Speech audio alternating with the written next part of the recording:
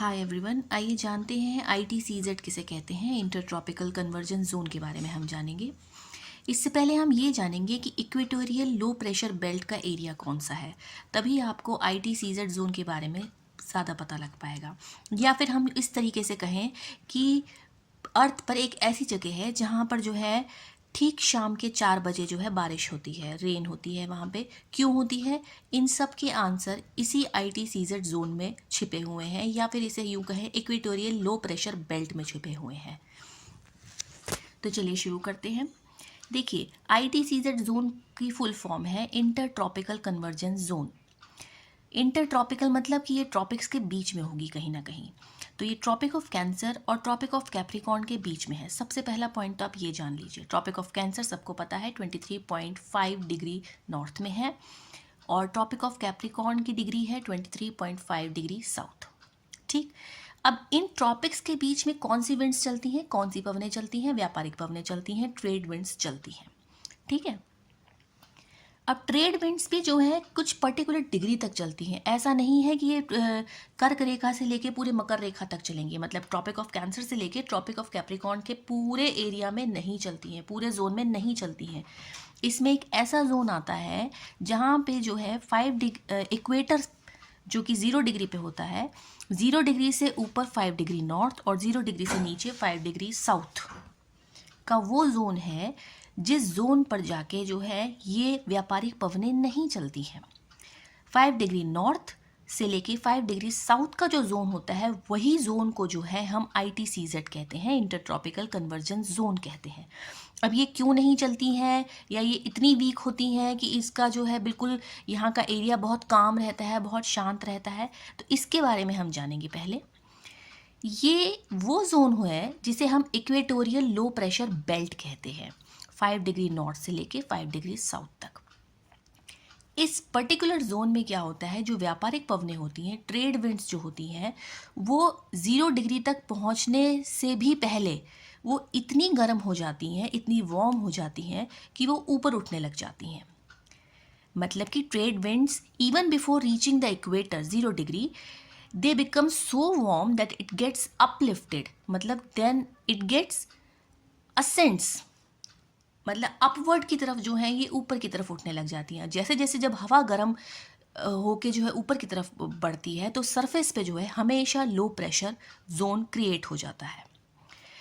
अब ये जो लो प्रेशर जोन क्यों क्रिएट होता है, सरफेस पे क्यों क्रिएट होता है? क्योंकि जो है वर्टिकल सन रेज जो है इक्वेटर पे जो है हाई हीट प्रोवाइड करती हैं। इसीलिए जो है हवा जो है गर्म होके जो है ऊपर की तरफ चढ़ती है, और वहाँ पे उस सरफेस पे, उस ज़मीन पर जो है वहाँ पे लो प्रेशर डेवलप हो जाता है। इसीलिए इस जोन को जो है, या इस बेल्ट को जो है, हम थर्मली इंड्यूस्ड कहते हैं।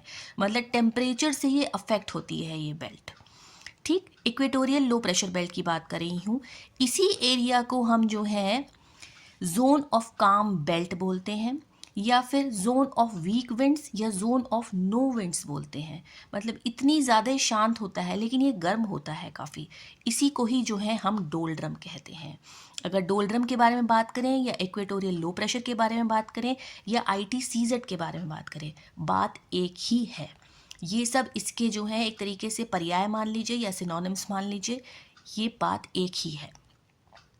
अब यहाँ पे जो है क्या होता है, अब जैसे जैसे हवा जब ऊपर की तरफ बढ़ेगी, एयर मास जब राइज होगा due to convection, thermally induce हो जाएगा जब ये एरिया, जब एयर मास जैसे जैसे ऊपर की तरफ बढ़ेगा, वैसे वैसे जो है एक पर्टिकुलर हाइट पर जाके जो है वहाँ पे जो है नॉर्मल लैप्स रेट की वजह से जो है एयर कोल्ड होगी, कंडेंस होगी, और वहाँ पे ठीक शाम के 4 बजे ये एरिया, ये टाइम ऐसा होता है, वहाँ पे ठीक शाम के 4 बजे जो है बारिश शुरू हो जाती है। जैसे जैसे नॉर्मल सी अगर आप साइंस में ज्योग्राफी ना पढ़ के, अगर आप कोई साइंस स्टूडेंट भी है, अगर जैसे जैसे एयर जब ऊपर की तरफ बढ़ती है, तो वाटर वेपर जो है वार्म एयर जो है लेके बढ़ती है। ठीक है, वार्म एयर का मतलब क्या है, वाटर वेपर उसमें प्रेजेंट होता है। अब जैसे जैसे ये ऊपर की तरफ आएगा, कोल्ड एयर वहाँ पे ठंडी हो जाएगी, और कंडेंसेशन होगा, क्लाउड्स के ज़रिए जो है यहाँ पे जो है रेन हो जाएगी। 5 डिग्री नॉर्थ से लेके 5 डिग्री साउथ की बात कर रही हूँ मैं, इक्वेटोरियल लो प्रेशर की बात कर रही हूँ, डोल्ड्रम की बात कर रही हूँ। यही वो जोन है जिसे हम ITCZ बोलते हैं। यही वो जोन है जिसे हम हाई बायोडाइवर्सिटी जोन बोलते हैं। और इसी जोन में जो है एवरग्रीन रेन फॉरेस्ट होते हैं या इक्वेटोरियल रेन फॉरेस्ट होते हैं।